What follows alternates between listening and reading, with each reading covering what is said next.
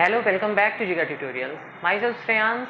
और आज हम क्या बात करने वाले हैं? आज हम कोई चैप्टर नहीं स्टार्ट करेंगे। आज एक बार फिर से मैं आपसे सिर्फ बात करने आया हूँ। देखो, फर्स्ट थिंग, मेरे जितने भी सब्सक्राइबर्स हैं, जितने भी व्यूवर्स हैं, जिन्होंने सब्सक्राइब नहीं किया है उनको, जिन्होंने सब्सक्राइब कर लिया है उनको, जितने भी सपोर्टर्स हैं उन सबको मेरी तरफ से फर्स्ट ऑफ ऑल बहुत बड़ा थैंक यू। क्योंकि मेरा जो चैनल है ये एक ट्यूटोरियल चैनल है। मुझे पता है कि ट्यूटोरियल चैनल्स पे उतनी जल्दी ना ही व्यूज़ आते हैं ना ही सब्सक्राइबर्स आते हैं, थोड़ा टाइम लगता है। एंटरटेनमेंट चैनल्स वगैरह लोगों को ज़्यादा अट्रैक्ट करता है। खैर, हाँ, it doesn't matter.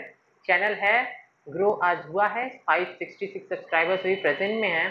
I know आज नहीं तो कल ये चैनल ग्रो जरूर होगा, इसलिए मैं कॉन्टिन्यूसली वीडियोज अपलोड करूंगा, उसमें कोई प्रॉब्लम नहीं है। हाँ, अभी आप कहोगे सर कॉन्टिन्यूसली तो अपलोड हो नहीं रहे हैं, अभी कुछ दिनों से मेरे वीडियोस नहीं अपलोड हो रहे हैं। तो इसका रीज़न ये है कि जिस बिल्डिंग में मेरी जो स्टूडियो है, जहाँ पे मैं शूट करता हूँ वीडियो, वहाँ पे कोरोना पेशेंट मिल गया है, जिसकी वजह से वो पूरी बिल्डिंग सील हो गई है। तो सील होने की वजह से अभी प्रेजेंट में मेरी वीडियोज़ रिकॉर्डिंग नहीं हो पा रही हैं वहाँ पे, जिसकी वजह से करीब 10-12 दिन का गैप हो गया इधर।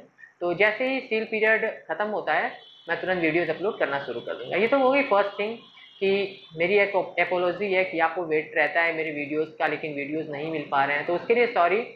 सेकंड थिंग कि अब आए हैं, कुछ बात कर रहे हैं, तो चलो एक छोटा सा मोटिवेशनल कहानी सुनाता हूँ आपको। कहानी किसकी है? कहानी है एक छोटे से मेंढक की। मेंढक, फ्रॉग, ठीक है। मेंढक की कहानी है। इस कहानी को सुनने के बाद आपसे मैं एक क्वेश्चन पूछूंगा, उस क्वेश्चन का आंसर, ठीक है, ये लिटरली मत देना, साइंस के पॉइंट ऑफ व्यू से नहीं देना, इसका आंसर आपको साइकोलॉजिकली देना है, ठीक है। मतलब इसका जो मेन थीम है मेरा, ये आपको मोटिवेट करने का है, ठीक है। तो इस पॉइंट ऑफ व्यू से आपको इस कहानी को सुनना है। कहानी शुरू कैसे होती है? कहानी में एक मेंढक है, ठीक है। मेंढक जानते हो, फ्रॉग। उसको एक छोटा सा बच्चा है, बदमाश बच्चा है, ठीक है। वो एक पॉट में, बर्तन में उस मेंढक को डालता है और उसमें कुछ पानी डाल के उसको बॉयल होने के लिए रख देता है, ठीक है। अब देखो होता क्या है, फ्रॉग के पास एक स्पेशल कैरेक्टरिस्टिक होती है, भगवान ने उसको एक स्पेशल टेंडेंसी दी है कि वो अपने बॉडी टेम्परेचर को, ठीक है, सराउंडिंग्स के अकॉर्डिंग एडजस्ट करता है अप टू सम एक्सटेंट। कुछ हद तक वो अपने बॉडी टेम्परेचर को सराउंडिंग के अकॉर्डिंग एडजस्ट कर सकता है, जिसकी वजह से वो वाटर में टेम्परेचर कैसा भी वो मेंटेन कर लेता है, ठीक है। तो यही चीज़ यहाँ पे होता है, जब मेंढक को वो पॉट में रखता है तो होता क्या है कि पॉट में जो फ्रॉग है वो जैसे जैसे वाटर बॉयल होता है, ठीक है, फ्रॉग अपने बॉडी टेम्परेचर को वाटर के अकॉर्डिंग एडजस्ट करने लगता है। उसमें बैठा रहता है, पानी के अकॉर्डिंग अपने बॉडी को एडजस्ट कर लेता है, बॉडी टेम्परेचर को। लेकिन कब तक एडजस्ट कर सकता है? एक टाइम तो ऐसा आना है जब फ्रॉग बॉयल हो जाएगा उसमें, तो वो बॉडी टेम्परेचर को एडजस्ट करता जाता है, उसके पास जितनी भी एनर्जी रहती है उसको यूटिलाइज करता है। ऑफकोर्स काम करेगा तो एनर्जी लगेगी, ठीक है। तो जितना भी ये एडजस्ट करता है अपने बॉडी टेम्परेचर को, उसकी एनर्जी लगती जाती है। अब एट लास्ट क्या होता है कि एक ऐसा टेम्परेचर आता है जहाँ पे उसकी बॉडी अब अपने बॉडी टेम्परेचर को एडजस्ट नहीं कर पाती है उसके अकॉर्डिंग। क्या होता है, टेम्परेचर एक ऐसा आता है जहाँ पे फ्रॉग का जो एडजस्टमेंट था, जो अपने बॉडी टेम्परेचर को एडजस्ट किए जा रहा था, वो अब नहीं हो पाता है। अब वो अपने बॉडी टेम्परेचर को एडजस्ट नहीं कर पा रहा है, तो अब वो क्या करेगा? फ्रॉग की दूसरी कैरेक्टरिस्टिक क्या है कि वो उसे जंप आता है, कूदना जानता है, वो छलांग मारना जानता है। तो अब ये मेंढक जो है वो छलांग मारने की कोशिश करेगा। बट आपको बता दूं कि जब वो अपनी पूरी एनर्जी को अपने बॉडी टेम्परेचर को मेंटेन करने में एग्जॉस्ट कर चुका है, अभी तक वो सारी जो एनर्जी है उसको यूज किया था, यूटिलाइज करते जा रहा था, किस चीज के लिए? अपनी बॉडी को उस वाटर के टेम्परेचर के अकॉर्डिंग एडजस्ट करने के लिए। अब ऐसे में क्या होगा, जब वो छलांग मारने की कोशिश करेगा to come out of the pot, pot के बाहर आने के लिए जब वो छलांग मारेगा, तो वो इसमें सक्सेसफुल नहीं हो पाएगा, वो पॉट से बाहर नहीं आ पाएगा, क्योंकि उसके पास उतनी एनर्जी नहीं बची है कि वो अब उसको यूटिलाइज करके छलांग मार सके, ठीक है। तो ऐसे में क्या होगा कि फ्रॉग जो है वो वाटर में बॉयल होके उसकी डेथ हो जाएगी, ठीक है। फ्रॉग था, फ्रॉग की डेथ हो गई, कहानी हमारी खत्म। अब आते हैं अपने पॉइंट पे। पॉइंट क्या है? मैंने कहा था एक क्वेश्चन पूछूंगा, तो क्वेश्चन ये है, आप मुझे ये बताओ कि मेंढक मरा क्यों? what was the reason behind the death of the frog?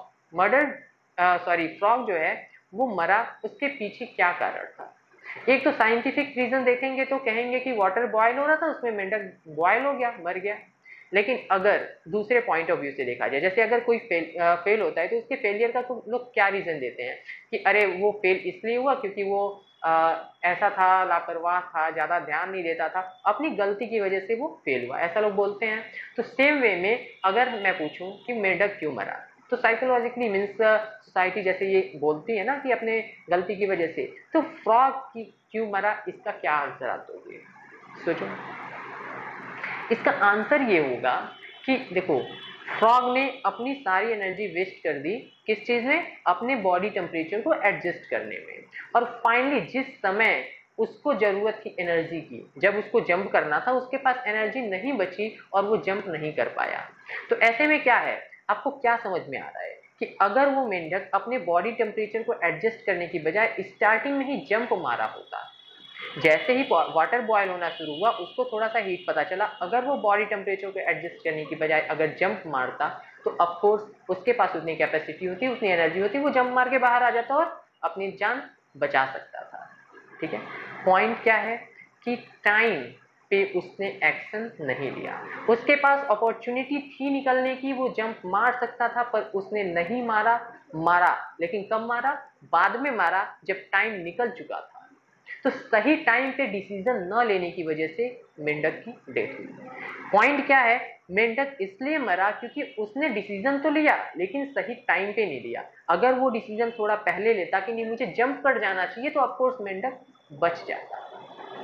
Moral क्या है, मोरल ये है कि कोई भी काम आप अगर टाइम निकलने के बाद करोगे, कैपेबिलिटी है आप में उतना कैलिबर है, आपको काम कर सकते हो, लेकिन अगर टाइम निकलने के बाद आप जागते हो तो फिर उसका कोई फायदा नहीं होगा। ये वीडियो, ये मोटिवेशन मेनली, क्योंकि being a tutor of class 9, 10, 10, मेरा ये वीडियो मेनली 9th और 10th के लिए, सबसे ज़्यादा मोटिवेशन 9th और 10th के बच्चों को चाहिए। बाकी ये मोटिवेशन लाइफ में सबके लिए इंपॉर्टेंट है। सभी लोग ये गलतियां अक्सर करते हैं, अक्सर लोग सही टाइम पे डिसीजन नहीं ले पाते हैं, अपने आप को एडजस्ट करने में लगे होते हैं कि ठीक है कल से करेंगे, परसों से करेंगे, और जब करने का टाइम आता है तो फिर कैलिबर खत्म हो चुका होता है, टाइम खत्म हो चुका होता है।